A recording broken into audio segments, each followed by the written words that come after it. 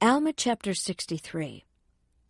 Shiblon and later Helaman take possession of the sacred records. Many Nephites travel to the land northward. Hagoth built ships which sail forth in the West Sea. Moronihah defeats the Lamanites in battle. And it came to pass in the commencement of the 36th year of the reign of the judges over the people of Nephi, that Shiblon took possession of those sacred things which had been delivered unto Helaman by Alma. And he was a just man, and he did walk uprightly before God, and he did observe to do good continually, to keep the commandments of the Lord his God, and also did his brother. And it came to pass that Moroni died also. And thus ended the 36th year of the reign of the judges. And it came to pass that in the 37th year of the reign of the judges, there was a large company of men, even to the amount of 5,400 men, with their wives and their children, departed out of the land of Zarahemla into the land which was northward.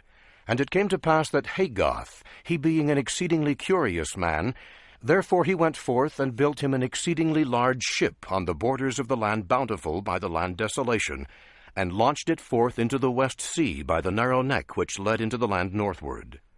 And behold, there were many of the Nephites who did enter therein, and did sail forth with much provisions, and also many women and children. And they took their course northward, and thus ended the 37th year. And in the 38th year this man built other ships. And the first ship did also return, and many more people did enter into it. And they also took much provisions, and set out again to the land northward. And it came to pass that they were never heard of more, and we suppose that they were drowned in the depths of the sea. And it came to pass that one other ship also did sail forth, and whither she did go we know not. And it came to pass that in this year there were many people who went forth into the land northward, and thus ended the 38th year. And it came to pass in the 39th year of the reign of the judges, Shiblon died also, and Corianton had gone forth to the land northward in a ship to carry forth provisions unto the people who had gone forth into that land. Therefore it became expedient for Shiblon to confer those sacred things before his death upon the son of Helaman, who was called Helaman, being called after the name of his father. Now behold, all those engravings which were in the possession of Helaman were written and sent forth among the children of men throughout all the land, save it were those parts which had been commanded by Alma should not go forth. Nevertheless, these things were to be kept sacred, and handed down from one generation to another.